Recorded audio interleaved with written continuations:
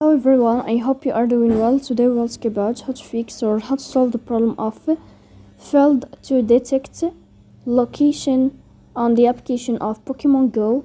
You will go to settings. Here in this page you will go to apps, default apps, app settings. In this page you will go to above, you will search here about the application of Pokémon Go.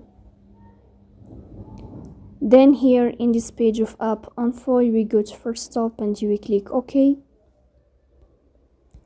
Then you will enter to the window of storage. Here you will click on clear cache. Then you will turn off your Wi-Fi and you will turn on your Wi-Fi again to fix that problem. So that's all. Don't forget to support us by like and subscribe.